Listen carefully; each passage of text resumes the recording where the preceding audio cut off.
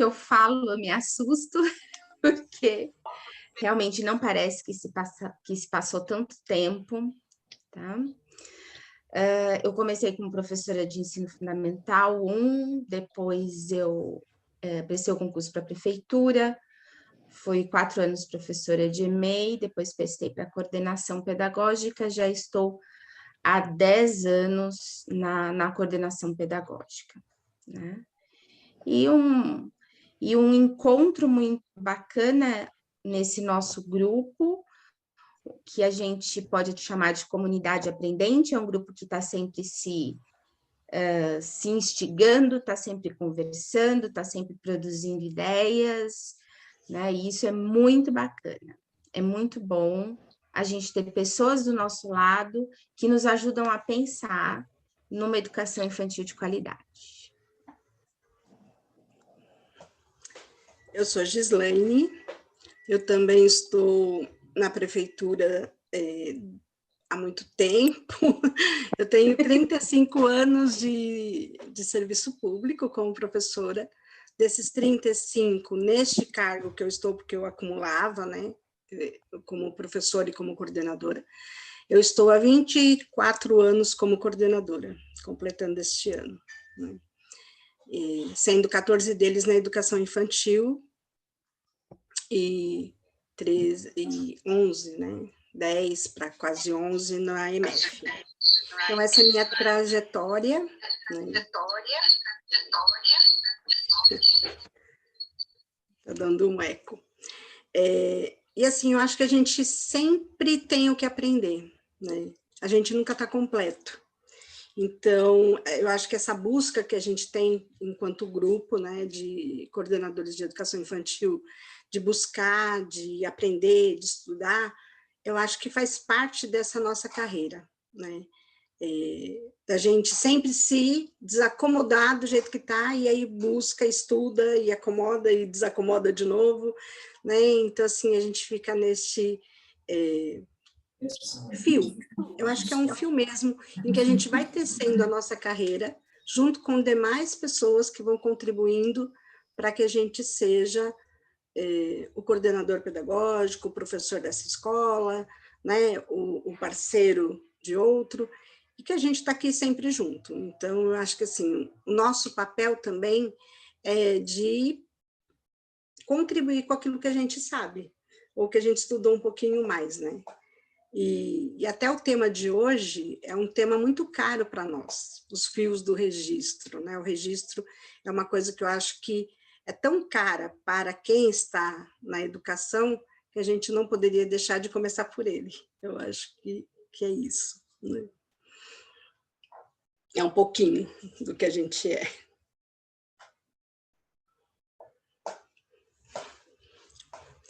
Então, acho que podemos começar. Deixa eu só falar... Não, antes que eu falei que eu sou da coordenação, tudo, mas eu não contei o resto, né? Que eu sou de São Miguel e também trabalho com a inclusão. Eu trabalho na prefeitura de Guarulhos com surdos e este ano com outras deficiências também, para coordenar as 4 escolas, eu vou atuar em 4 escolas. Então, depois a gente até gostaria que vocês comentassem no grupo quais os temas que vocês gostariam de que a gente compartilhasse, porque nossa intenção é fortalecer e ir em busca de pessoas que possam vir também conversar conosco, entendeu? Então, esse movimento, para nós, é muito importante, a devolutiva depois, para sabermos quais as necessidades que vocês percebem, para a gente poder estar fazendo, tá bom? Gratidão. Além do que, a Meire é a nossa influencer digital, né? Porque ela que vai nos ensinando a entrar nesse mundo doido aí do digital, quando a gente não consegue.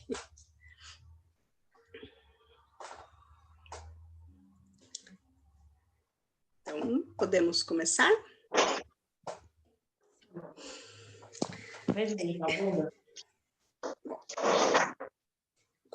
Como nós falamos, né, nós vamos conversar um pouquinho sobre registro hoje. e não que a gente acredite que vai dar conta de falar sobre tudo, mas que a gente vai trazer algumas coisas ali para a gente pensar junto, e que eu acho que é o disparador do nosso primeiro encontro, né? Porque quando a gente fala de registro, a gente fala também de memória, né? Então, eu acho que esse é o grande disparador ali, a gente pensar o que a gente quer trazer para essa memória, o que a gente quer discutir aqui enquanto grupo, quais são as nossas angústias, e a gente poder contribuir nessas reflexões que a gente tem enquanto educadores, né? Tá? Exatamente. E quando a gente começou a pensar junto, por onde a gente poderia começar essa conversa, a gente decidiu, sendo bem redundante, começar lá do comecinho, né? Começar fazendo uma pergunta que é muito cara para a gente. Por que a gente tem que escrever?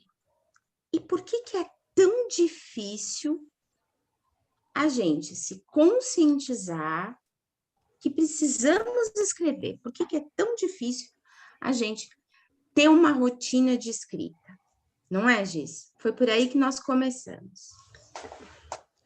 Então, assim, quando a gente vai pensar nessa questão de registro, eu acho que a gente pensa na questão das nossas escritas escolares, né? Quando que a gente começa a escrever lá nos bancos da escola, e o que essa escrita traz para nós, né? De verdade, a gente sempre foi cobrado para uma nota. Então, a gente escrevia para receber uma nota. A gente lia para receber uma nota.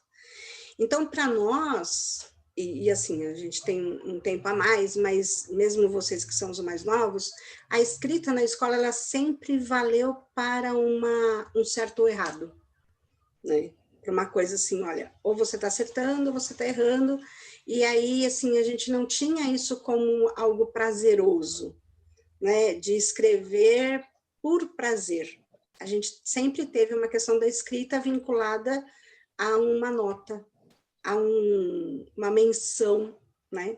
Que diria para nós se o nosso caminho estava certo ou errado, como construir um parágrafo, como fazer isso ou aquilo.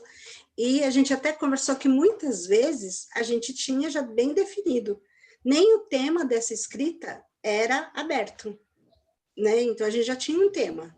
Né? Quem não lembra que depois de férias escrevia como foram suas férias?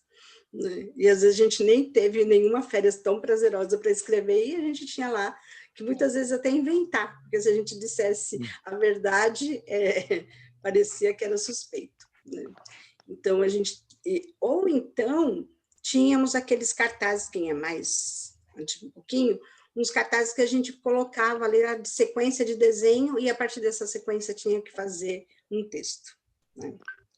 Então, eu acho que isso é que traz para a gente essa questão da escrita. Então, enquanto educadores, nós, mesmo na nossa formação da pedagogia ou do magistério, a gente não tinha a questão da escrita como algo que seria fluente.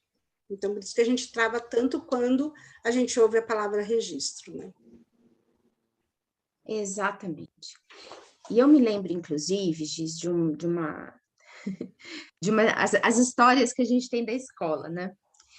Eu estava na quinta série, né? E na quinta série eu acabei trocando de escola, então era uma escola nova, um sistema extremamente tradicional, rígido, e a gente tinha aquela quantidade de livros para ler, então era um livro por mês.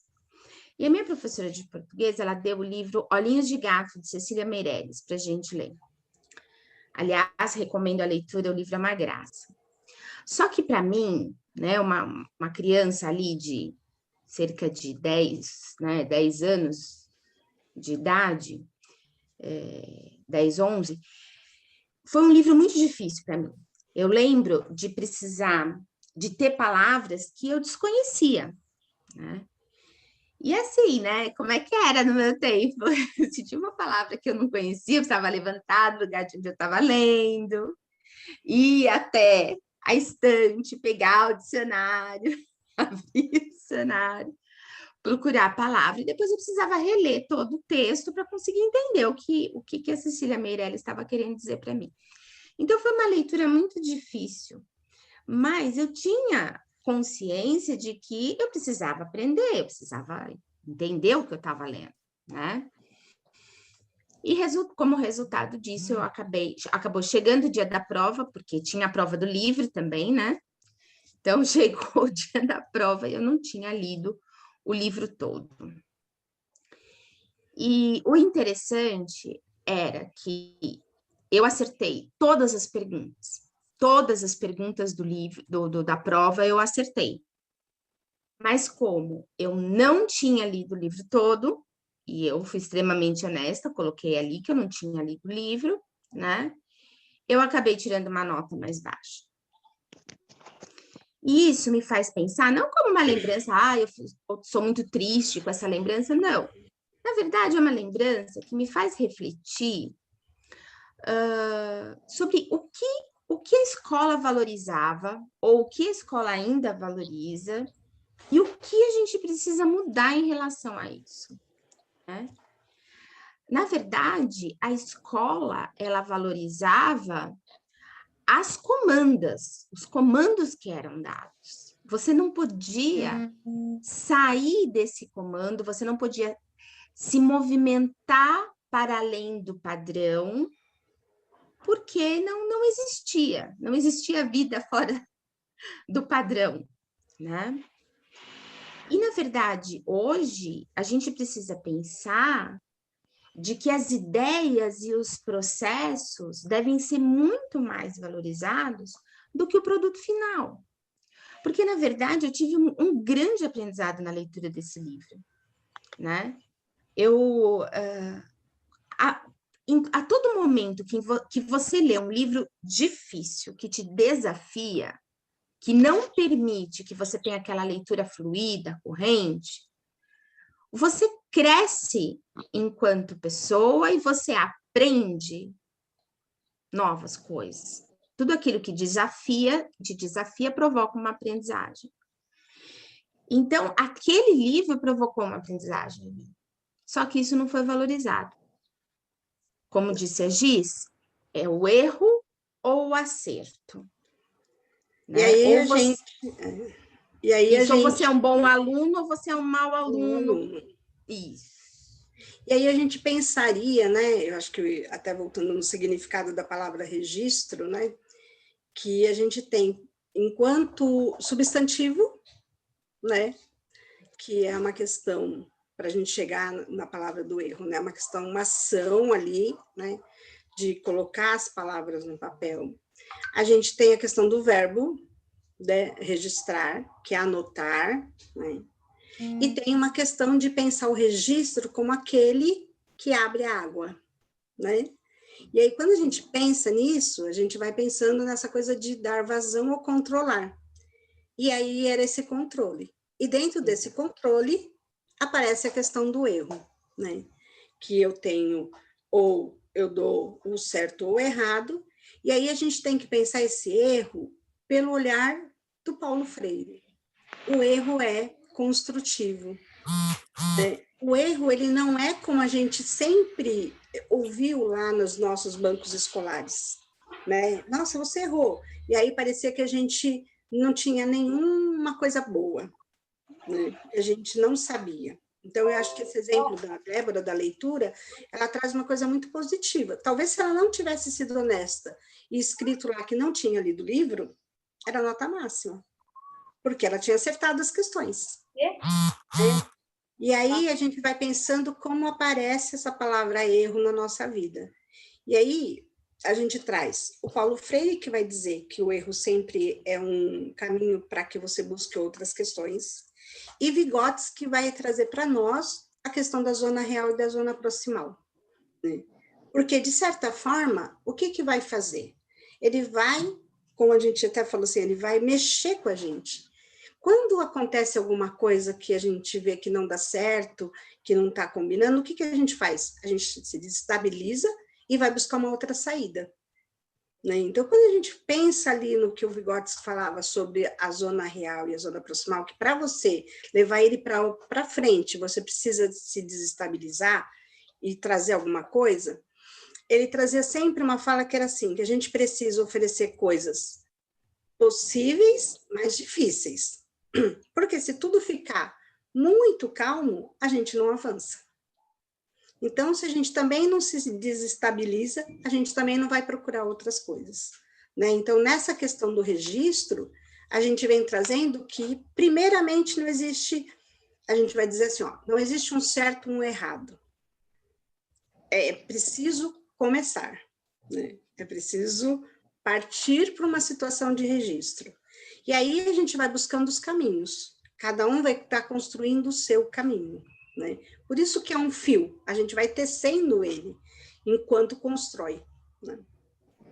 Diz, você sabe que eu tô lendo um texto muito bacana, depois eu coloco no grupo o texto para vocês também darem uma lida. Foi um texto que mexeu muito comigo. É um texto sobre portfólios profissionais, da Sá Chaves, e é interessante porque, na verdade, ela está falando com médicos e enfermeiros, mas foi um texto que mexeu tanto comigo com relação às aprendizagens, que eu gostaria de compartilhar algumas coisas com vocês, né? Por exemplo, a partir do momento em que nós começamos o nosso registro, então, como a Giz disse, né? Então, a gente precisa começar. Isso é muito importante a gente ter em mente. Precisamos começar a nossa escrita, tá? Saber que isso não é fácil também faz parte desse processo. Só que o que a gente tem que entender é que precisamos mudar o paradigma do nosso pensamento. Todos aqui precisam acreditar que as suas reflexões são significativas, sim. Fomos ensinados a não sair de um determinado padrão, mas agora o que a gente quer incentivar aqui nessa nossa conversa é: vamos sair da caixinha, vamos sair do padrão, porque tudo aquilo que a gente pensa é significativo. E eu acho uma coisa muito bacana, Giz e Meire, eu acho uma coisa muito legal você pensar nesse processo do pensamento.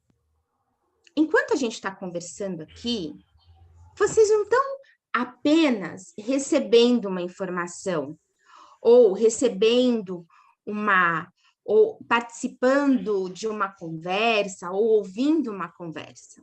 Não é só isso que está envolvido. O pensamento de vocês está funcionando o tempo todo, fazendo conexões, pensando em como vocês poderiam organizar a prática de vocês, pensando no que a gente está falando e o que seria útil, o que está sendo mais do mesmo ou o que está sendo diferente, que está te fazendo pensar em algo diferente. Então, os nossos pensamentos, eles estão em movimento o tempo todo. E quando a gente escreve, o processo de começar essa escrita envolve a gente ouvir o nosso próprio pensamento e traduzir tudo aquilo que está lá, que a gente está pensando em frações de segundo, numa escrita. E isso não é fácil, né? E é importante a gente estabelecer as metas, né? Exatamente, exatamente. Estabelecer metas é muito importante, porque a partir do momento em que a gente estabelece que temos inseguranças, mas também estabelece que temos pensamentos críticos e significativos, você está dando o primeiro passo, nós estamos dando o primeiro passo para podermos transformar, intervir e recriar as nossas práticas. Sim. E aí eu acho que uma coisa que é importante a gente trazer, né, para essa questão da conversa do registro, é para quem que a gente registra, né?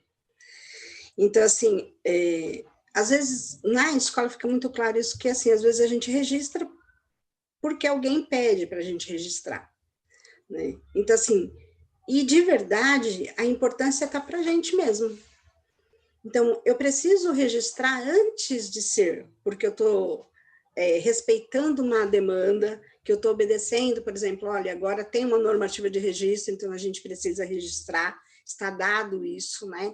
Então, se a gente pensar historicamente, havia escolas que pediam registro, outras escolas não pediam, né? Por exemplo, a Selma aí está junto com a gente no processo de falar de registro desde o ano 2000, então, há 21 anos que a gente está trabalhando em cima da importância do registro. Mas tinha escolas que não tinham isso como prática, então, às vezes, era o CP que chegava, que trazia essa prática. Hoje a gente tem isso dentro de uma normativa, que eu acho que estabelece uma uniformidade, em termos de quê? Que o registro é importante, né? Mas, neste começo, quando a gente está falando assim, olha, o que seria que é mais interessante na hora de registrar? Como eu estabeleço essa meta? Será que a minha meta está certa? Então, a gente precisa escolher duas coisas, né? Eu preciso estabelecer a meta e também preciso estabelecer uma parceria. Que parceria é essa? A do interlocutor, daquele que vai ler o meu registro e me dar uma ideia, uma opinião ali sobre como que está esse registro. E que necessariamente não precisa ser o coordenador pedagógico, porque pode ter escolas diferentes ali, ou do Estado, ou às vezes Fundum, porque a gente não está falando aqui só para educação infantil, né? Então, pode ter escolas que ainda não têm, o coordenador, ele não tem esse papel de ler esse registro. Ele pode pedir, mas ele não dá conta de ler pelo número de professores que tem a escola. Vamos pensar, às vezes, um SEI muito grande dentro de um CEL, ou então um MF enorme, então talvez não daria. Mas quem poderia ser, então, esse nosso parceiro? O professor, que é o meu parceiro de turma, ou um colega que eu tenho, um amigo que eu tenho, que também trabalha na educação, né, e que pode olhar para aquilo, ou às vezes até quem não trabalha, porque se a gente lembrar do exemplo da Débora, né, que a Sá Chaves escreve, pensando para médicos e enfermeiros, às vezes alguém de fora também pode ler e identificar, falar assim, olha, não estou entendendo o que você quer falar com isso aqui. Então, ter esse interlocutor é tão importante quanto a gente escrever, né? Por quê? Nós temos um olhar viciado sobre a nossa própria escrita. Então, às vezes, a gente não consegue avançar porque a gente continua ali fazendo a mesma coisa, né? Então, quando a gente fala de meta, a gente fala um pouquinho desse princípio de como que é que eu começo. E como a gente começa, Débora? Exatamente. A Shirley, ela traz algumas questões que eu achei muito interessante, que ela colocou no chat, eu acho interessante a gente conversar. Que talvez, a partir do momento em que a gente começa, traz um pouco o medo, o receio, porque há um comprometimento nessa escrita. Realmente, Shirley, você tem toda a razão. A partir do momento em que você passa a escrever, há um comprometimento com essa escrita, tá? Há um comprometimento com os seus pensamentos.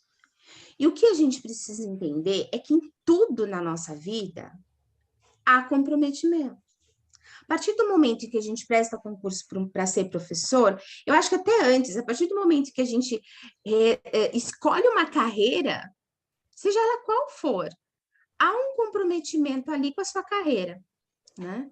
Então, no caso da pedagogia, em ser professor, né? A partir do momento em que prestamos um concurso, para professor, para CP, para diretor, para TE, para agente escolar, agente de apoio, há um comprometimento ali, né? Sim. Agora, quando a gente escreve, a gente se compromete a pensar sobre aquilo que a gente faz. E isso é muito importante. Tanto que você mesma coloca aqui 3 coisas que o registro favorece e que são extremamente relevantes. Primeiro, você traz a importância da reflexão, que quando a gente escreve, a gente reflete sobre o que a gente fez. Quando a gente relê aquilo que escreve, às vezes eu escrevo algumas coisas e eu falo assim, nossa, eu tinha esquecido que eu tinha pensado nisso. E por isso essa importância do interlocutor. Porque o interlocutor, ele faz você relembrar a leitura e ele estabelece um diálogo com você a partir de coisas que você não percebeu, de coisas que talvez estejam numa entrelinha, mas que ele considerou como importante, que retornam para vocês e instigam novamente o pensamento, que é o que você coloca aqui, que te traz mais clareza. E eu vou falar uma coisa assim, né, que não existe, e a gente assim até assume essa coisa do não saber, né, que é tão importante quanto o saber.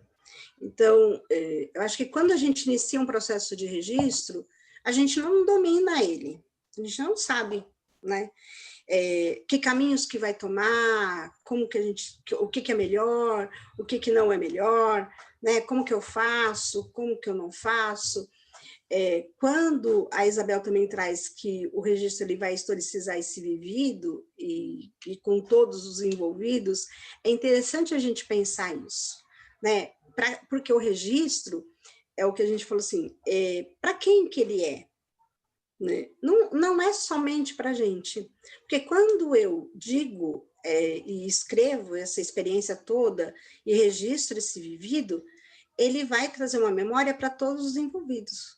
Então, é para mim, é para quem participa, é para quem lê, né? Então, ele não é exclusivo de quem o faz, né?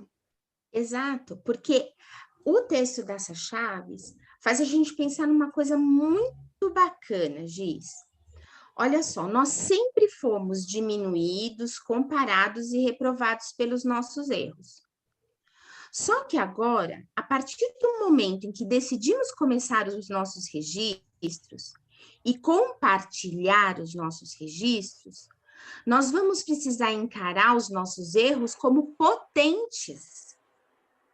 É uma mudança de paradigmas. Erros são bons. Porque o meu erro pode ser também o erro do outro, a dúvida do outro, o significado para o outro. Então, esses erros, eles são potentes para a reflexão, para o encaminhamento de novos estudos, para uma conversa sobre a prática. E aí, de uma maneira significativa, construtiva e positiva, nós vamos aprendendo com os nossos erros e vamos diminuindo esses erros ao longo da nossa vida profissional, né? Só que a partir...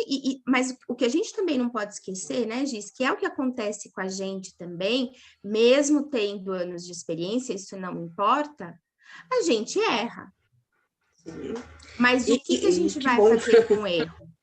Exato. A gente vai se paralisar com o erro? Não, eu vou aprender com eles, porque erros são positivos. São caminhos de construção, né? E aí, falando no caminho de construção, eu acho que quando a gente pensa, por onde que eu começo um registro para quem nunca fez, ou para quem está começando, né? Por onde? Por onde que eu começo a tecer esse registro, né? O que eu preciso considerar nesse registro como inegociável? Porque a gente precisa, aí a gente volta que são as nossas metas. Então, na nossa meta tem coisas que a gente vai ter que dizer que é inegociável. O que é inegociável hoje para a gente, por exemplo, dentro de uma escola, seja ela ensino fundamental ou educação infantil? Por exemplo, a leitura é algo inegociável.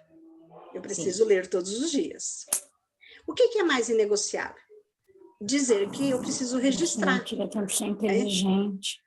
Né? Então, assim, eu acho que quando a gente pensa essa questão de que é importante a gente registrar, porque nós não damos conta de guardar na memória tudo o que a gente faz durante o dia, durante a semana, durante o mês, então isso também é inegociável e está na nossa meta. E eu acho que aí eu jogo a pergunta para a Débora, né? Como que eu poderia começar a pensar esse princípio desse registro?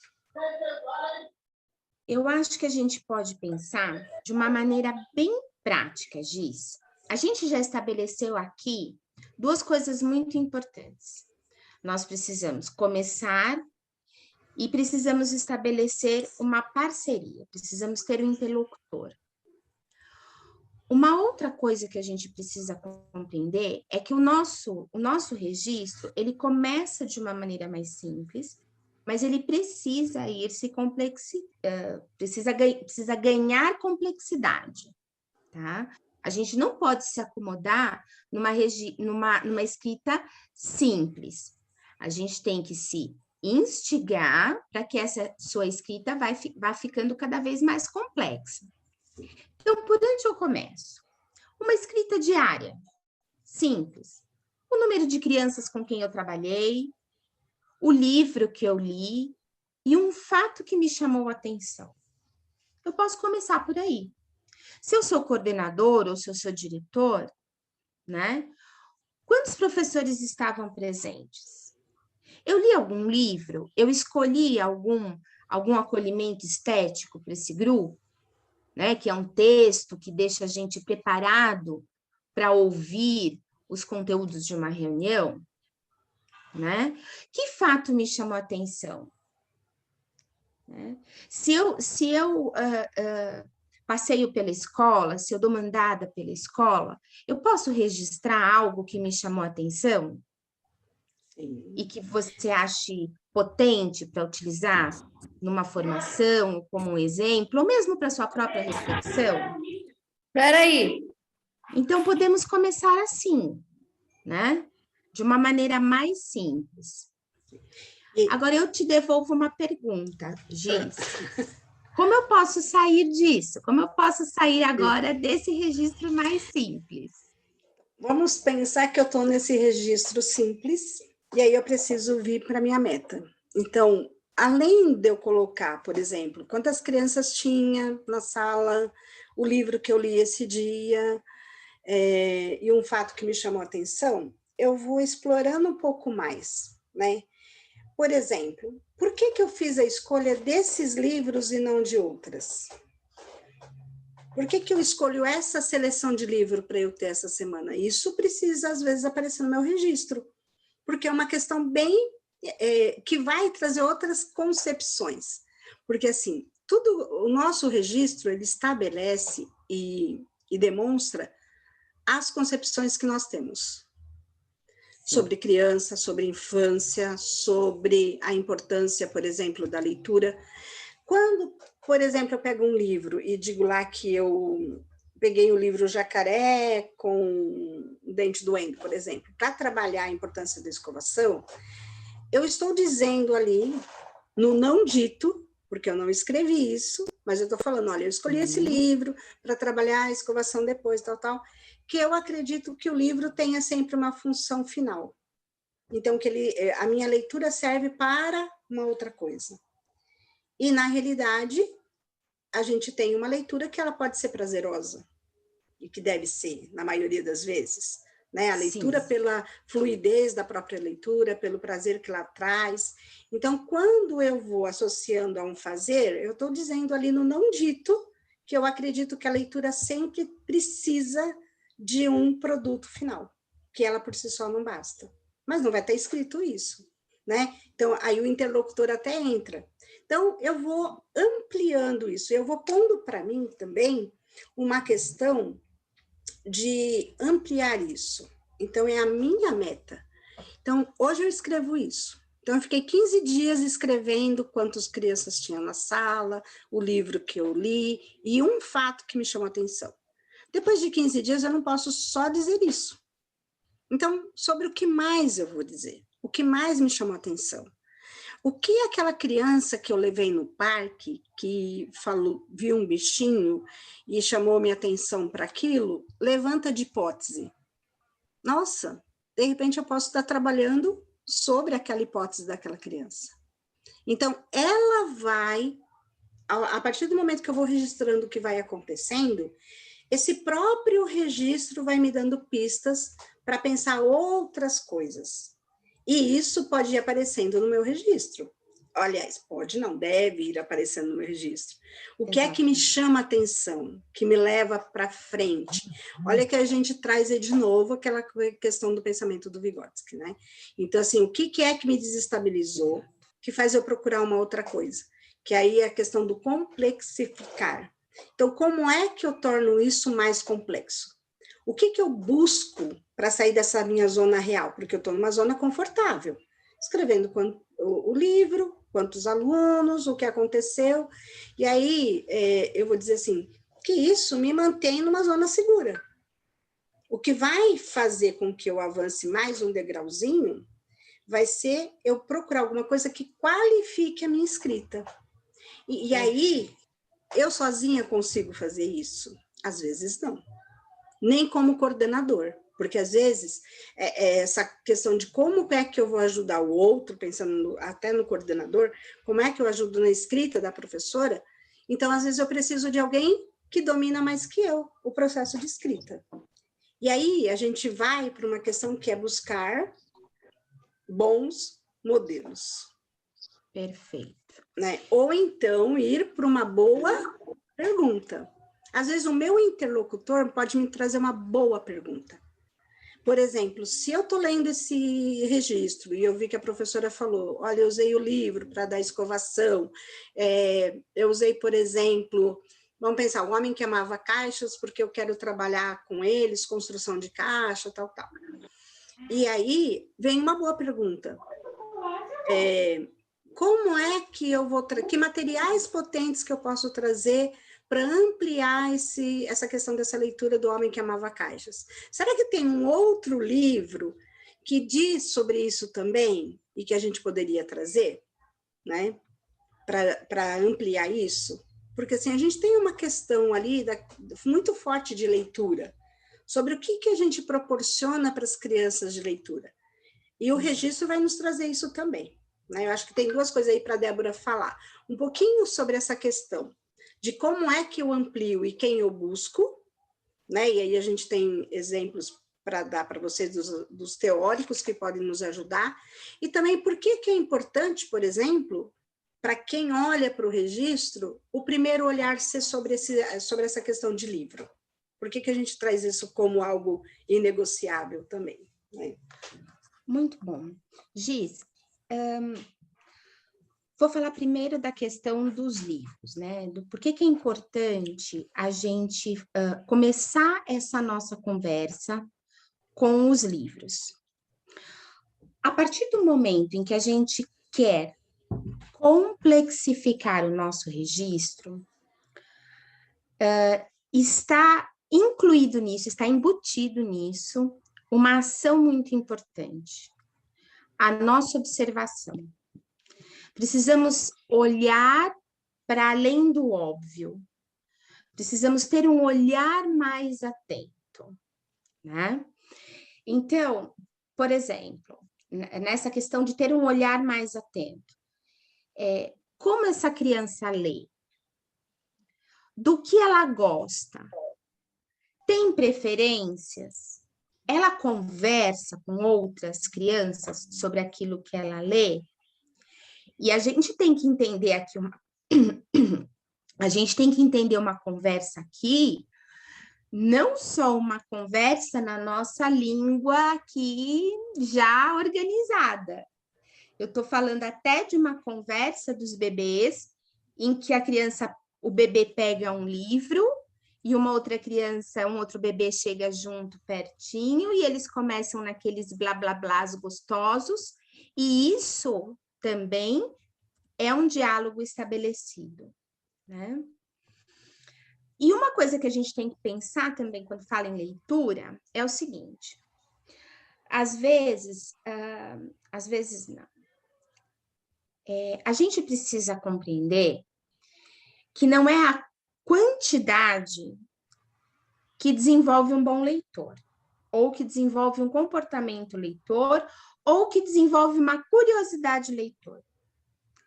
É a qualidade dos livros que você oferece. Uma criança, Giz, um bebê, ele não pode, no berçário 1, no mini grupo 1, no mini grupo 2, no infantil 1, no infantil 2, conhecer os mesmos livros. Bruxa Vem à Minha Festa, O Sapo Bocarrão, O Homem que Amava Caixas. O Homem que Amava Caixas já está no nível assim aí, né? Três Porquinhos, Chapeuzinho Vermelho. Né? Nós precisamos compreender que as crianças precisam conhecer os livros. Elas são capazes disso. Então, elas precisam ir criando um repertório leitor para que elas possam identificar os livros que elas gostam, o nome do livro que elas gostam, o autor desse livro. Elas têm que compreender ao longo desse tempo escolar, vamos até colocar assim, um tempo escolar, que ela pode gostar de alguns livros e desgostar de outros. Isso é complexificar o olhar, complexificar a prática a partir de um registro significativo, a partir de uma escrita potente. Então, aí eu poderia dizer que isso já é um processo de qualificação da escrita do registro. Porque, por exemplo, quando eu começo a registrar isso, eu posso ir colocando, olha, tenho apresentado, por exemplo, uma seleção de livros que falem sobre o medo, ou que falem sobre o luto, ou que tem como tema a questão étnico-racial. E eu posso ir dizendo, olha, meus alunos gostaram muito sobre essa história. E aí eu vou buscar outras histórias que tenham o mesmo, né, esse mesmo enredo para trazer para eles. Olha, eles gostaram muito, por exemplo, de uma leitura em capítulo, né? A gente tem um bem interessante que é o Monstruoso da Caverna Cavernosa, né? Sim, então conheço. É um livro que não dá para ser lido de uma vez, mas ele traz muitas questões ali para boas paradas, né? E isso pode estar aparecendo no meu registro. Então, quando eu penso assim, como eu vou qualificando, eu não qualifico tudo de uma vez. Sim. Eu não consigo qualificar todo o meu registro num primeiro momento. Então, o que eu estabeleço um foco. Né? Então, qual vai ser meu foco? Olha, esse mês o meu foco vai ser pensar um pouco mais sobre como eu escrevo sobre a questão do meu momento de leitura, sobre a escolha. Num outro, eu vou estabelecer como eu vou escolher a questão dos riscantes, por exemplo. Né? Então, por que eu dou? Então, eu coloquei lá que hoje eu levei uma palavra que está bem na moda, né? Que é a questão do ateliê. Né? Então, assim, que às vezes a gente nem de verdade ainda fuçou muito no teórico para dizer qual a importância desse ateliê, porque lá, né, porque a gente traz isso de Reggio Emília, essa questão do ateliê, por que isso surge lá e por que foi tão importante, né, e aí só para a gente ampliar um pouquinho, porque quando o Malaguzzi traz isso do ateliê, ele quer trazer uma escola amável, ele quer trazer uma estética para a escola. Então, ele não é apenas um lugar, não é apenas mais um espaço, mas ele tem características que a gente precisa, assim, procurar entender por que ele traz o atelierista ali e diz que o ateliê é tão importante. Mas aí eu levei para o ateliê, ou eu fiz um espaço na sala de aula de artes, e aí eu dou lá um desenho para as crianças, então eu posso, hoje eu escrevi isso, eu dei um desenho, me chamou a atenção como pegaram no lápis, ou como escolheram o riscante, aí vem uma questão, né, que é de quem está esse interlocutor. Então, por exemplo, vamos pensar que eu coloquei lá do carvão e de um papel. Só coloquei isso, que eu usei carvão e papel. A função do interlocutor, ou mesmo minha, de quem está olhando para esse registro, é pensar que, vamos supor, daqui a 15 dias eu tenho que ampliar esse registro, né? Então, voltando para esse registro do começo, por quê? A pergunta é sempre o porquê. Por que eu escolhi este material e não outro? Por que eu escolhi o carvão? Qual foi a minha intenção ao escolher esse carvão? Por que eu escolhi este papel para usar com o carvão? Então, olha aqui, eu mesma, vamos pensar que eu estou com dificuldade de encontrar um interlocutor nesse momento. Eu mesma vou ser meu interlocutor, se eu não encontrar alguém para qualificar. Então, ao olhar o registro que eu fiz há 15 dias atrás, eu posso me fazer perguntas que são simples. Por que que eu escolhi isso e não outra situação? E aí eu vou buscando explicar. E ao explicar por que que eu fui escolhendo, eu já estou qualificando esse registro, né? Exato. Que é uma pergunta. Se eu, assim, essa é a primeira pergunta. Uma outra boa pergunta seria, vamos pensar, para essa turma, né? Então eu tô vendo a Ivete com a câmera aberta, eu vou pedir a permissão de usá-la como exemplo sem conhecer. Mas vamos pensar que eu estou fazendo uma interlocução com a Ivete.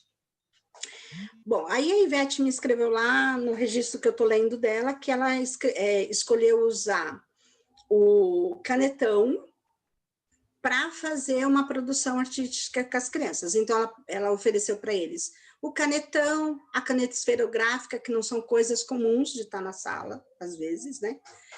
E o carvão.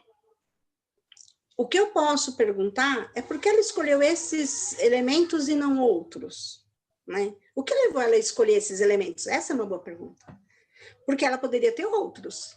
Mas quando ela faz opção por esses 3, ela já teve um caminho. Ela já teve um pensamento reflexivo do porquê que ela estava dando esses. E não porque só canetinha, ou só giz de cera, ou só lápis de cor. Então, ela tem um percurso. E aí, a minha questão, como interlocutora, é perguntar o que ela não disse para mim, que é porque ela fez essa escolha.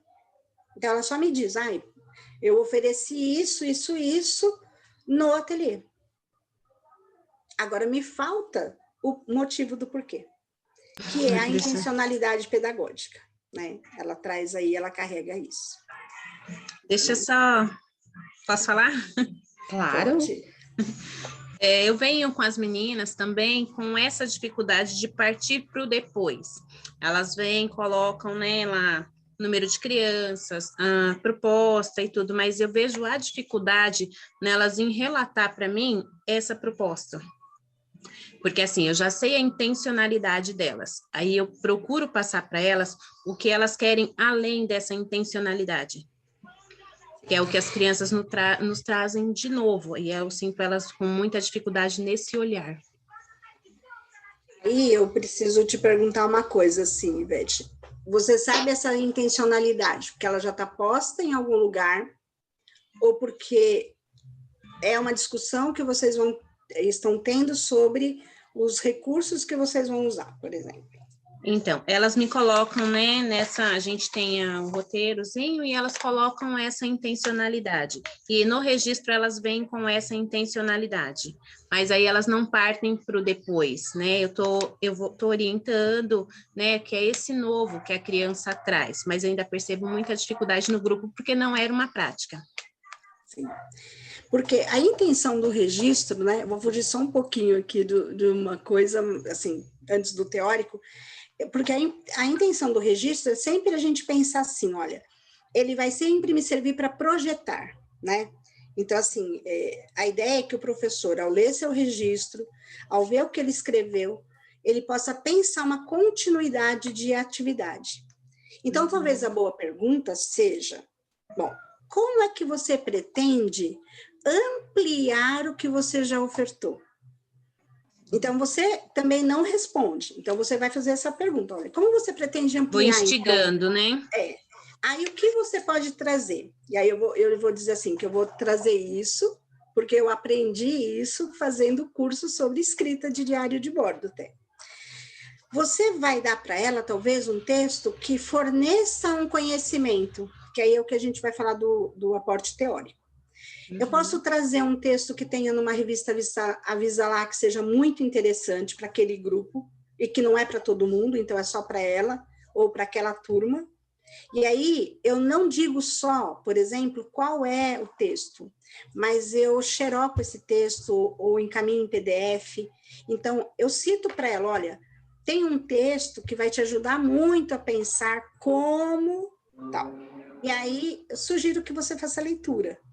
Então, você também não mastigou o texto, mas você deu para ela ler, para ela voltar a conversar com você sobre esse texto, que é essa coisa da reflexão, ação e reflexão. E aí a gente vai falar desse teórico, né? Então, o quanto é importante nós, como coordenadores, termos aportes teóricos, mas também oferecermos bons aportes para quem está começando esse movimento de registro. Isso. Eu tenho aqui, Giz, um livro muito bacana, que é o da Luciana Osteto. Vocês estão vendo? Registros na Educação Infantil. É esse das mãozinhas, tá? De uma maneira muito clara e tranquila, ela vai falando sobre qual é o objetivo da nossa escrita. Por que escrevemos? Por que precisamos escrever a partir do momento em que estamos numa unidade educativa, né? Mas ela traz de uma maneira muito bacana e depois ela oferece, Giz, possibilidades, entendeu? Possibilidades. Então, ela fala sobre o blocão, sobre o mapa conceitual, sobre os relatórios, as fotos, os murais, né? Até chegar no registro da escrita diária. Então, eu acho que esse livro é um livro que todo mundo precisa ler, tá? Ele é muito importante. E um outro livro que, para mim, me ajudou muito a pensar nessa escrita diária é esse livro delicioso aqui, ó. Diário do Acolhimento na Escola da Infância. E o que eu tenho para dizer, Giz, é que esses dois livros, eles fazem parte da biblioteca das escolas, das unidades. Eles estão lá nas unidades, tá? Esse daqui, nas unidades da rede direta, né? Eu acho que, não sei se as parceiras receberam esses livros.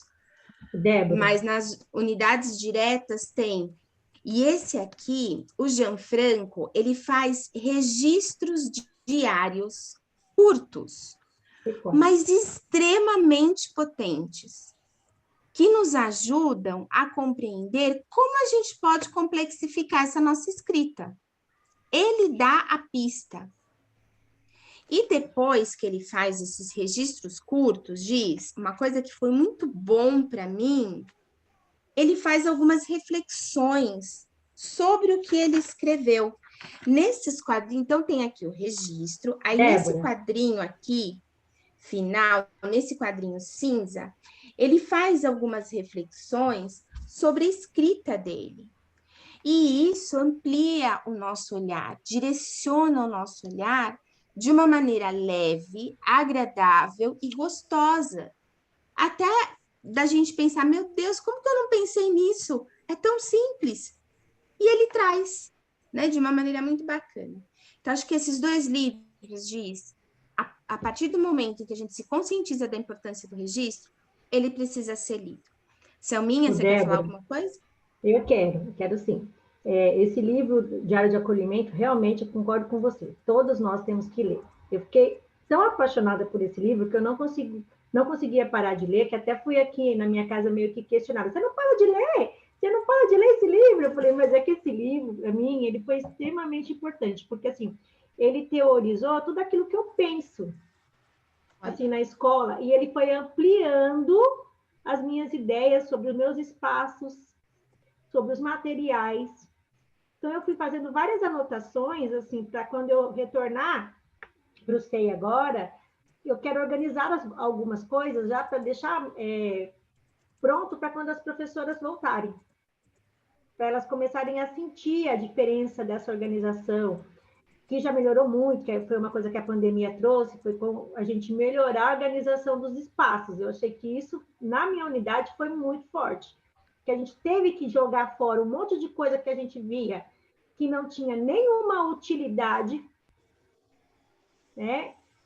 A gente percebeu que a gente não precisava entulhar as salas com coisas para as crianças, e já foi qualificando os brinquedos e os materiais que elas teriam acesso durante o retorno delas.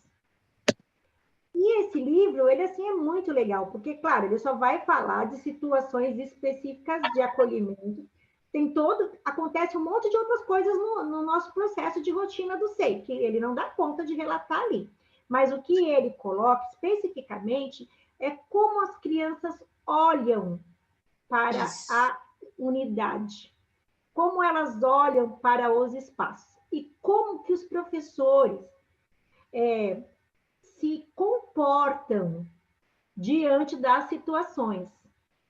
Então, assim, primeiramente a gente tem que estar aberto a mudar, a entender esse acolhimento humanizado realmente, para poder acolher não só essa criança, mas a família. Nossa, quando eu entrei para trabalhar no CE, a família ela ia só em datas comemorativas, né? Aquela coisa bem marcada e nas reuniões com os pais. E como esse livro traz a importância dessa família ali, principalmente nesse primeiro momento de acolhimento.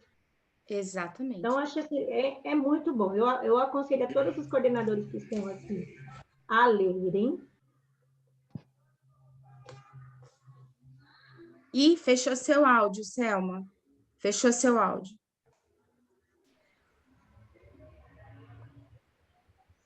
Desculpa, foi uma arte minha, que eu estava tentando fechar os microfones.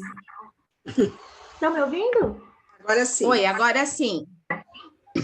Nem sei onde é só o finalzinho. Quando você fala assim, as professoras lerem.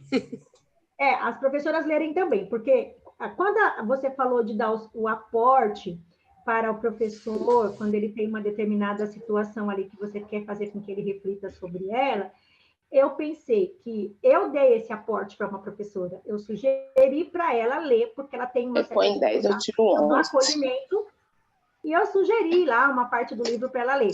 No registro dela este ano, ela já colocou: estou lendo o livro tal, que a coordenadora me sugeriu, sabe? Então, eu acho que essa conversa no registro que eu fui ler me deixou muito feliz, porque assim, ela já está aberta a refletir sobre a sua prática. Sim. Então, isso é muito importante. Então, desculpa aí falar tanto, mas eu só queria dizer assim, que também quem me sugeriu esse livro foi a Débora, que ela falou que leu nas férias dela e que ela ficou encantada. Eu já peguei para ler também e fiquei encantada, né? A da Luciana Osteto eu já li, mas acho que é sempre bom reler, tem sempre coisas legais lá para a gente rever, né? Na nossa prática. Então, eu acho muito importante essas sugestões que vocês estão dando, viu, meninas? Desculpa. A da Luciana Osteto, eu tenho até em PDF, eu posso pôr nesse nosso grupo aqui, tá? Legal. Do que vocês entraram com o link.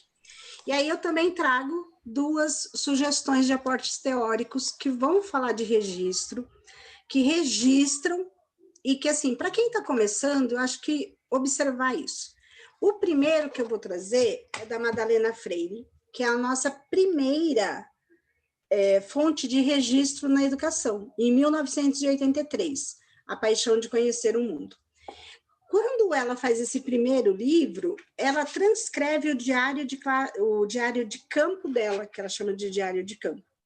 E em cima deste livro, a Cecília Walsher, acho que é assim que fala, também vai trazer a roda e o registro. Então, são os 2 primeiros livros que aparecem para nós como fontes de registro. Tá? Este, o da Cecília, ele em 1983, e o da Cecília em 1993. São os 2 primeiros que a gente tem. Nas escolas da prefeitura mais antigas, tem os 2, que são acervos antigos. E o outro é os fios da infância.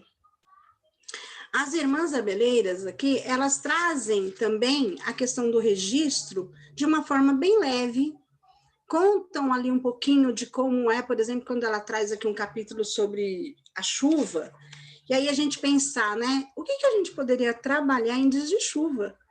E que a gente fica ali dentro da sala. E quanta coisa pode acontecer. Então, o capítulo que fala sobre os guarda-chuvas é bem interessante. Eu trabalhei o ano passado, quando nós ficamos ali em teletrabalho, foi um capítulo que a gente estudou bastante, para a gente pensar que o registro ele pode ser uma coisa muito leve, né?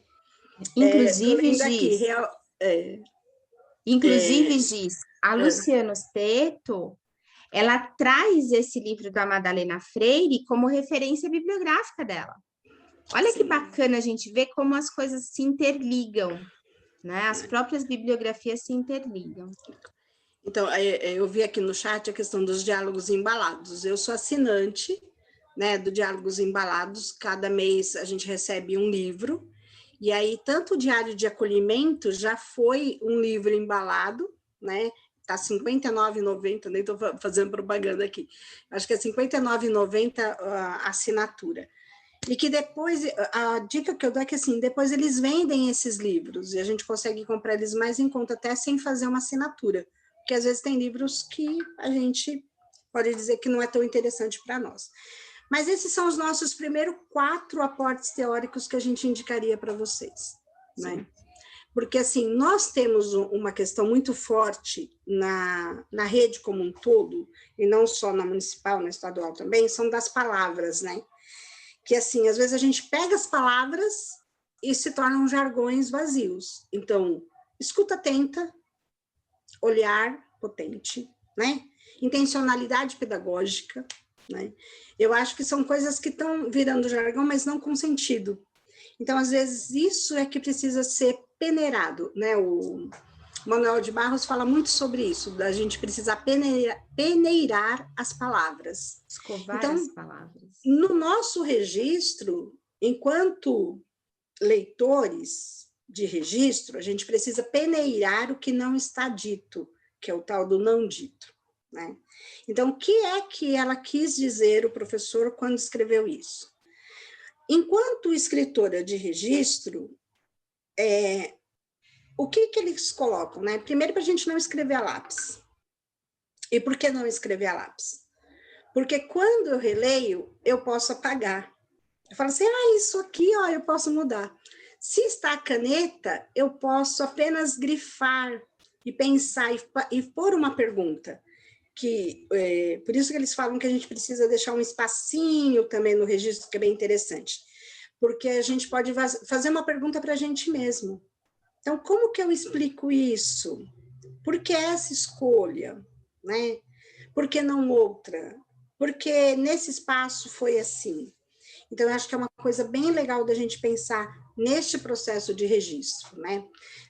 De ter ele como aporte teórico, de ler, de dar o capítulo, né? Ou então buscar. Porque a gente está falando aqui de uma situação que a gente acredita piamente, né? Que todos os coordenadores são os leitores dos registros dos professores. Mas vamos pensar que pode ter escolas que não tenham CP. Né? Este momento está de transição entre quem foi designado, quem está saindo, e aí quem vai escolher. Então, vamos pensar nisso. Então, lembra do que a gente falou? Vamos buscar um interlocutor, vamos buscar o nosso parceiro, para que ele seja o nosso leitor, né? E aí eu posso buscar até alguém que não conheça a minha turma, para não ficar viciada na minha turma, né? De repente é parceira de uma outra turma, para olhar para aquilo que eu estou fazendo e me dar algumas dicas, né? Então, eu acho que é neste momento da gente voltar àquilo que a gente falou lá no começo, estabelecer a meta. Então, olha, a partir do momento, a Selma traz isso bem interessante. Eu li o livro, agora eu vou voltar para a escola e vou mudar alguma coisa. Né? Então, eu crio uma meta a partir do que eu leio de teórico. Então, eu posso dizer, olha, eu posso fazer assim, eu posso fazer assado. E eu vou encontrando. Aqui a gente vai dizer sempre para vocês que não existe uma receita pronta de registro, de qual é o melhor registro. Eu só acho que a gente não pode estar naquela folha que a gente já tinha antigamente, que era dizer o que a gente ia fazendo na semana. Né? Então, como é que se dá essa saída do semanário para um diário, para um registro reflexivo, né? Porque o semanário, ele vai trazer para a gente as ações que nós vamos fazer na semana. Então, antigamente até se punha o objetivo da semana, né? Que objetivo que eu quero alcançar com as crianças? E aí depois colocava os objetivos, e aí o que ia ser dado. Então, a gente tem que sair desse procedimento de pôr as ações e aí ir para a reflexão. Então, esses aportes teóricos, eu acho que o Diário de Acolhimento traz muito claro a reflexão de alguém, porque ele diz o fato e ele já vai fazendo uma reflexão ali, né? Então, é um livro que eu acho que a gente não pode tirar do nosso estante, tem que incorporar na nossa estante, né? Para que a gente vá pensando essa questão dessa escrita, para ir para um processo reflexivo de verdade, né? Porque, assim, a reflexão, ela vai estar em cima de, olha, vamos pensar que uma criança traga para a gente uma pergunta sobre a questão do luto, né? E aí a gente falar sobre isso. Por que a gente vai escolher que livro vai ser o melhor para aquela turma? E como que a gente vai fazer essa escolha e não outra? Ou que dúvida, porque assim, nossa, ele falou de luto, aí eu já levo. Uma questão é, o que ele quer saber sobre o luto? Que pergunta que ele fez sobre a morte? Né? É aquela coisa assim, às vezes a gente quer explicar muito e não explica nada. Então, essa é a escuta atenta. O que é que de verdade ele está lá conversando? Aí eu sempre me lembro de um vídeo que a gente discutiu muito em formação, que é o 11 de setembro, em que a professora tenta fazer uma conversa e que as crianças estão conversando paralelamente ali sobre alguém que foi morto, né, lá na Arábia, e aí ela é apedrejada, a pessoa, e eles estão lá falando sobre isso. E eles falam assim, Deus mata os velhos porque ele vai ficar com os jovens, tal. Então, a conversa das crianças sobre vida e morte era uma e da professora era outra, né? E aí, por exemplo, se às vezes a gente ouve isso, então essa escuta atenta, o que é que ele me traz? Por exemplo, se eu quero observar um bom desenho, eu não posso observar ele no final dele, quando ele já está pronto. Eu tenho que sentar na mesa com as crianças e observar como elas estão desenhando. O que elas estão conversando ali, né? Eu acho que a gente pode, numa próxima conversa, falar sobre isso. Eu acho que é muito importante isso que você traz. A gente pode falar sobre intencionalidade, né? A gente pode falar sobre como complexificar essa prática a partir dos nossos bons registros. Eu acho que a gente pode trazer algumas questões como a arte, a leitura, os jogos de encaixe, como que a gente pode trazer falar um pouco dessa zona de desenvolvimento proximal, falar sobre a aprendizagem efetiva da criança, que é exatamente aquilo que esqueci o nome da moça que conversou conosco. A Ivete. Que a Ivete trouxe. O que eu faço depois? Se eu sei o começo, o que eu faço depois? E aí tem uma pergunta muito, muito séria para a gente também poder responder. Se eu não sei o que fazer depois, será que eu tenho claras minhas intencionalidades? Né? Será que eu tenho clareza disso? Eu acho que é uma conversa que a gente pode retomar, que a gente pode ter novamente, né? Para a gente bater um papo aí de novo, né? Um pouquinho mais para frente. E eu fiz, depois eu queria compartilhar com vocês, porque é assim, a gente está pensando também em deixar com vocês materiais que vocês possam ou trabalhar com esses materiais, ou pensar junto com outra pessoa a partir desses materiais, né? E aí, o que a gente traz aqui para vocês? A gente traz um mapa mental desse nosso encontro, né? Eu vou procurar, eu vou ver aqui. E o mapa mental, eu vou dizer para vocês que é uma boa estratégia formativa com os professores, né? E aí, com os professores e com a gente mesmo que está escrevendo. Então, assim, eu vou sempre dizer para vocês que a gente também tem que escrever. Se nós somos coordenadores, nós temos que fazer nossos diários de classe, de bordo também, né? E aí, ou nossas escritas, ou os nossos registros, o nome que nós quisermos dar ali para o nosso registro. Mas é muito importante que a gente também faça.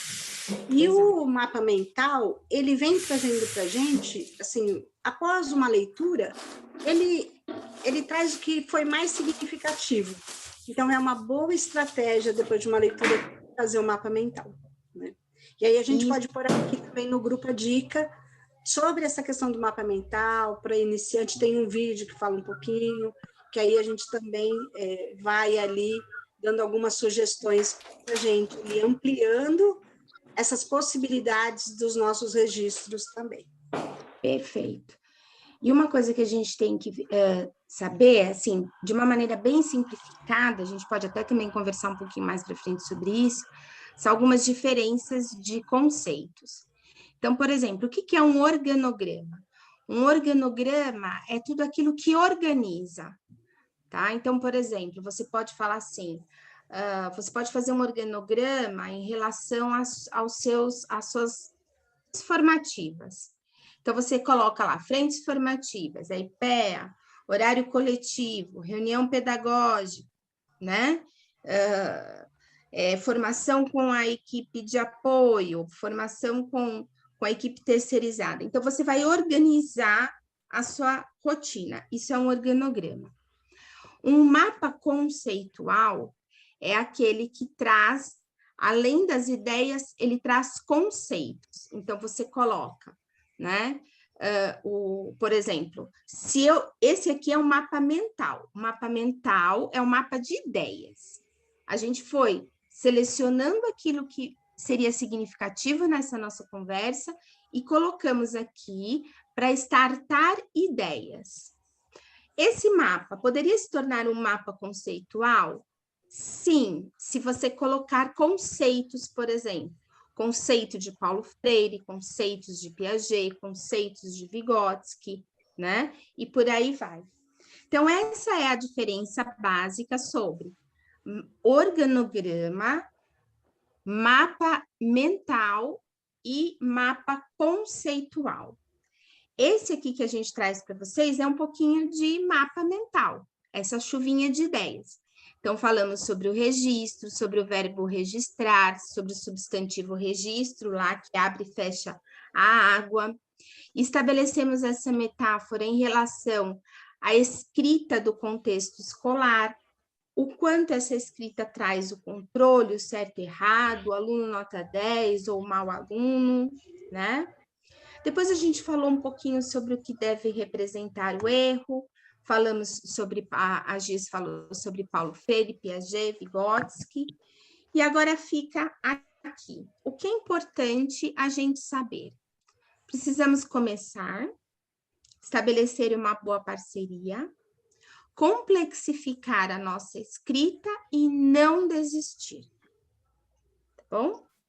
Então, depois eu compartilho lá no grupo de WhatsApp o mapa mental e a gente espera que tenham gostado aí dessa chuvinha de ideias, né, Giz? Né, Meire? Sim, acho que hoje foi um disparador do que a gente pode discutir aqui, né? E assim, de pensar que a gente está aberto ali para todas essas questões que a gente coloca aqui depois desse primeiro movimento, a gente acha interessante falar, né, da intencionalidade, do plano das escritas, das boas perguntas, sobre o porquê. Então, eu acho que assim, a gente se dispõe a continuar esse bate-papo, que a gente poderia ter um café aí, um café da manhã, então a gente sempre tem um cafezinho com uma boa conversa, né? Para que a gente continue nesse processo. E também a gente se põe à disposição, se alguém quiser, né, Débora, mandar para nós um registro, para que a gente olhe para esse registro e proponha boas perguntas ou uma devolutiva, que a gente também se dispõe a isso, né? Garantindo anonimato, porque aí a gente também pode depois falar sobre ele, sem dizer quem foi, sem dizer... Aí vocês podem mandar no nosso particular, que a gente se dispõe a estar ajudando vocês nesse sentido, ou a qualquer outra pergunta, né? Isso, para numa próxima formação, talvez também tentar ir por esse caminho, né? Olhando um registro, fazendo boas perguntas, complexificando esse registro, aí a gente dá uns caminhos mais bacanas aí para a gente pensar, tá bom? E aí, nessa pegada, né, de não desista, eu venho falar por mim. Vocês viram que elas que falaram, porque eu também tenho consciência de que eu não sei, não estou ao nível delas. E está tudo certo, porque cada um tem as suas qualidades. Então, que a gente possa, assim, se juntar, né, unir forças. Se eu tenho habilidade para juntar pessoas, para movimentar, eu uso isso em prol de levar esse conhecimento para outras pessoas, que eu também estou aprendendo aqui junto com elas. E olha, só para a gente saber, nós estamos em 58 pessoas aqui nesse momento. Então, e foi assim, né? Numa tacada, num movimento super em cima da hora. E a gente pode ver que tem muita gente que está com vontade de aprender, está no mesmo barco, né? E aí eu gostaria de pedir para que vocês pudessem abrir a câmera para a gente printar com as carinhas de vocês, conhecer vocês, que infelizmente não vai dar para a gente ficar apresentando um por um. Lá no grupo, sim, a gente vai continuar conversando, espero que nosso passo inicial tenha começado com os 3 pés direitos, para que venham muito mais. E quem quiser vir fazer parte, tiver algum trabalho interessante, quiser vir falar, as portas estão abertas. A nossa intenção é continuar. Já estamos conversando com outras pessoas, que a gente já sabe que vai, né, vir também, que a gente já quer convidar, mas nossas portas estão abertas, vocês podem vir também. Será uma honra para nós. Bom, eu acho que a nossa intenção, ela é de abraçar as nossas dificuldades, né? Então, a gente parte por esse tema, porque eu acho que ele é comum, tanto para coordenador quanto para professor, né? E que a gente poderia pensar a partir daí, tantas outras coisas que vêm junto, né? E que seja leve, né? Porque a nossa intenção é que essas discussões pedagógicas sejam muito leves, né? Não só pelo momento que a gente está vivendo e que a gente entende o quanto é difícil, mas que também, apesar de a gente saber tudo isso que está acontecendo lá fora, a gente não está ali com os olhos tampados para todo o problema, mas que essas coisas continuam existindo. A gente continua tendo que fazer registro, a gente continua tendo que escrever, tendo que dar devolutiva, tendo que pensar planejamento. Então, assim, mas como que a gente pode tornar isso agradável, né? Exato. Então, essa é a nossa intenção nessas conversas. Bom dia, posso falar um pouquinho, Gi? Pode? Pode. Gente, eu sou a Zuleika, e assim, eu me sinto muito honrada de ter sido diretora da Gislaine e da Selma, que estão aí com vocês. Nós se conhecemos há 21 anos atrás. É um exemplo para mim, é muito bom ver vocês aí. Parabéns, muito parabéns. Obrigada por terem sido da minha equipe. Tá? Nós começamos lá na escola de latinha, e tudo isso que vocês estão falando hoje, a gente já falava lá atrás, né, Selma? É verdade, Zu. A gente fez a escola dos sonhos, né? Naquela época era a escola dos sonhos. Aí a gente tinha a diretora, uma coordenadora cheia de amor para dar, cheia de conhecimento. Acho que foi o melhor, acho, não tenho certeza, né? A melhor escola que eu trabalhei como professora, foi aonde eu aprendi a ser professora. E a minha CP maravilhosa aí, Gislaine, ela sabe que ela está no meu coração. Toda formação, eu falo para todo mundo, é a melhor coordenadora que eu conheci como professora. Então, assim, e eu amo ser coordenadora porque eu me apaixonei pela coordenação por ela, né? Eu tive 2 bons exemplos na coordenação. Um foi o Romeu, que agora está lá na Adria de Guaianás, na formação, maravilhoso, né? E antes do Romeu, que aí o Romeu veio completar tudo que a Giz já fez com a gente lá na nossa escola do sonho, né? A Norácio de Almeida.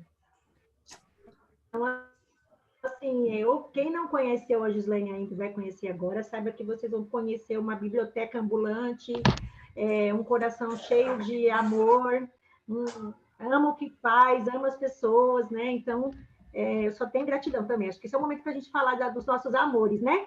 E eu fico muito feliz de um dia que é supostamente um feriado, a gente está aqui trabalhando, né, estudando e querendo fazer o nosso melhor para quando a gente chegar lá na nossa unidade, a gente ter o melhor para dar lá para os nossos colegas de trabalho, os professores, os funcionários e a gestão. E vão ter. Muito obrigada, Giz, muito obrigada, Débora, maravilhosa, tá? Por essa formação. E tomara que vocês fiquem muitos anos trabalhando na Prefeitura de São Paulo, porque vocês não podem sair. Não, olha que a gente agora continua virtualmente, nós vamos ter por outros caminhos agora, né? É isso aí. Obrigada. Gente, antes de vocês saírem, eu quero apresentar o Renato. Tudo bem? Que me acolheu, e sem ele isso tudo não aconteceria, porque não tinha internet na minha casa. Eu vim no escritório dele para poder abrir a sala. Que eu sou, né? Receber toda essa energia Renato. linda aqui Muito no nosso obrigada. escritório. Ai, que bom. Parabéns. Bom, tá registrado. Boa Páscoa para vocês. Abraço, muito obrigada. Obrigada. Gente, muito obrigado por hoje, muito obrigada pela partilha. E estamos aqui abertos para mais novos encontros. Isso mesmo. Gratidão, meninas. Obrigada. Obrigada. Giz, Dé, muito obrigada pela partilha, foi maravilhoso, como sempre. Obrigada, tchau. Thelma. Tchau. Tchau. Meire. Tchau. Tchau. Tchau, tchau. Muito obrigada. Tchau, gente. Obrigada. Tchau, gente. Obrigada de coração, viu? Tchau, tchau. É sempre um prazer, hein? Ah, igualmente, viu? Parabéns. Igualmente, Júnior. Igualmente, Kel. Obrigada, queridas. Um beijo. Beijo.